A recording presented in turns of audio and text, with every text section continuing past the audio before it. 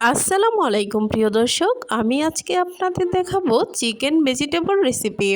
হাতের কাছে থাকা অল্প কিছু সবজি দিয়েই আপনারা এই রেসিপিটি তৈরি করতে পারেন। চিকেন ভেজিটেবল করার জন্য আমি এখানে নিয়েছি গাজর এবং চিচিঙ্গা, এরকম লম্বা কিউব করে কেটে নিয়েছি।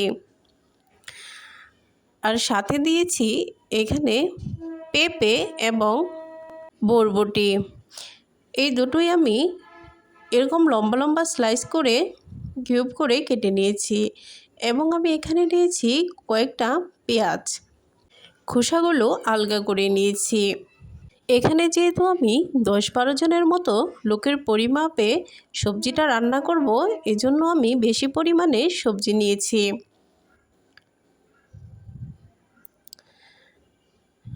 এবং এখানে আমি ব্যবহার করেছি রসুন, আদা এবং কাঁচামরিচ ফালি। এবার আমি এখানে চিকেন কুচি করে কেটে আগে থেকেই ম্যারিনেশন করে রেখেছিলাম আদা বাটা, রসুন বাটা, সয়া সস এবং লাল মরিচের গুঁড়া দিয়ে। এবার আমি একটি প্যানে তেল গরম করে দিয়ে দিলাম রসুন কুচি এবং আদা কুচি। এবার আমি দিয়ে দিলাম ম্যারিনেশন করা চিকেনগুলো। এবার এই চিকেনটা একটু ভেজে দিয়ে দিব কাঁচামরিচ ফালি। এবার এগুলো আমি কিছুক্ষণ ভাজবো। এবার আমি সবজিগুলো দিয়ে দিব।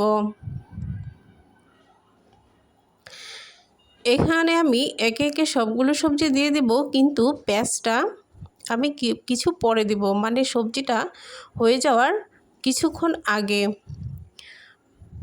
আগে যদি আমি পেঁয়াজটা দিয়ে দিই তাহলে পেঁয়াজটা গলে যাবে।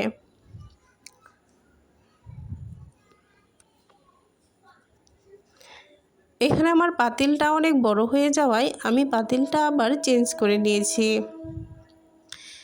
এবার আমি দিয়ে দিলাম পরিমাণ মতো লবণ।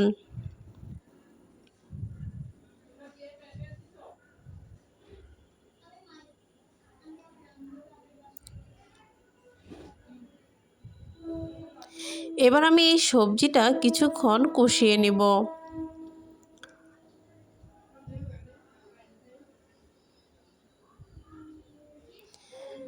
সবজিটা কি কষানো শেষ হলে আমি দিয়ে দিব পরিমাণ মতো পানি।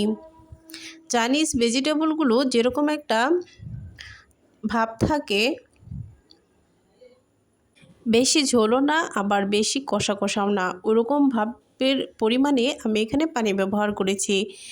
এবার আমি কর্নফ্লাওয়ার গুলিয়ে নিয়েছি। অনেকে কর্নফ্লাওয়ার দিয়ে একদম বেশি ঘন করে ফেলে, এত ঘন করাও কিন্তু যাবে না। এবার আমি এখানে কর্নফ্লাওয়ারটা অল্প করে দিচ্ছি এবং নাড়াচাড়া করে দিচ্ছি। আপনারা এখানে দেখলেই বুঝতে পারবেন যে আমি কীরকম পরিমাণে কর্নফ্লাওয়ার ব্যবহার করেছি।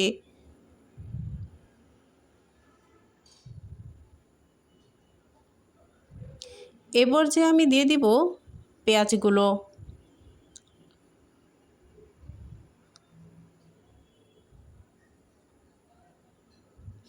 এখানে আমি 2 টেবিল চামচের মতো সয়া সস ব্যবহার করেছি এবং 1.5 টেবিল চামচের মতো চিনি এবং শেষ পর্যায়ে কয়েকটা কাঁচামরিচ ফালি দিয়ে নামিয়ে ফেলব।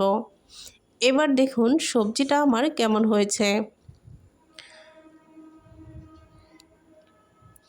সবজিটা খেতে কিন্তু অনেক মজা হয়েছিল। কেমন হয়েছে কমেন্টে জানাবেন। আল্লাহ হাফেজ।